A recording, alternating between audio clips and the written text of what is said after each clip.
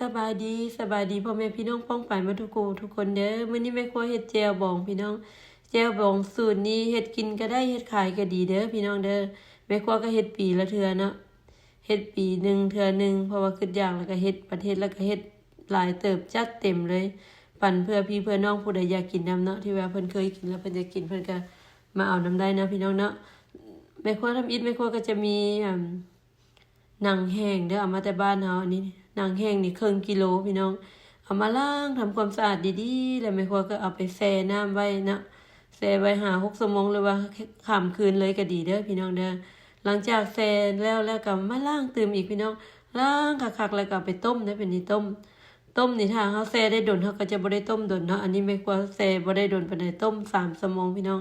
หลังจากต้มแล้วเรียบร้อยหนังอ่อนแล้วเฮาก็มาล้างทำความสะอาดอีก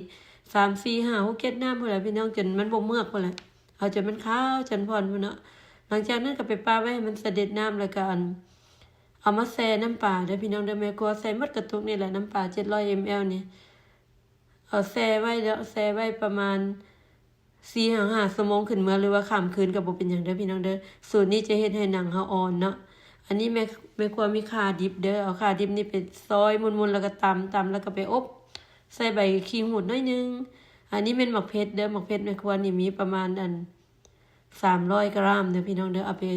อบแล้วเรียบร้อยแล้วก็เอามาตำน้อยนึงแล้วก็มาบดพี่น้องบดละเอียดเลยแม่ครัวบ่ให้มันมีบ่มีเม็ดหมักเพชรเด้อพี่น้องแจ่วบองแม่ครัวจะใส่หมักเพชรน้อยนี่เนาะแต่เผ็ดอีหลีได้เผ็ดแซ่บทั้งเผ็ดทั้งนัวแต่เครื่องหลายอยู่พี่น้องเครื่องหลายแล้วมันก็บ่เผ็ดปานใด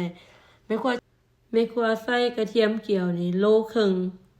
ผักบัวเกี่ยวโลครึ่งเด้อพี่น้องเด้อที่ว่าทอดออกมาแล้วเรียบร้อยเนาะให้มันแห้งๆมาแล้วเรียบร้อยแล้วเอามากับผักบัวนี่แม่ครัวก็สิบดแดต่ำแดเนาะแล้วกระเทียมนี่มันบดเพราะว่ากระเทียมตัวมันมีเปลือกเนาะแม่ครัวจะบดละเอียดเมื่อถึงหมักเพชรถึงมันอย่างเด้อเพราะว่าแม่ครัวบ่มักให้มันมีเม็ดหมักเพชรเนาะเพราะว่าเฮา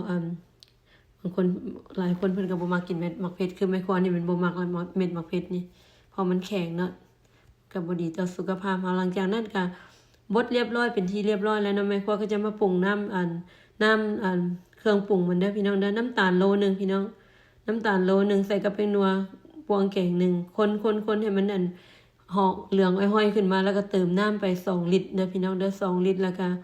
น้ำตาล900 ml คานอจีถ้วยน้ำหวานนึงเนาะอันนี้เป็นหมักเพชรกับกระเทียมกับหอมบัวที่เฮาตำมาเฮาบดมาเรียบร้อยเนาะเอามาแล้วเฮาก็มาเอาน้ำปรุงรสนะที่เฮาปรุงไว้ในหม้อนะมาคนให้มันเข้าเนื้อเข้าหนังให้มัน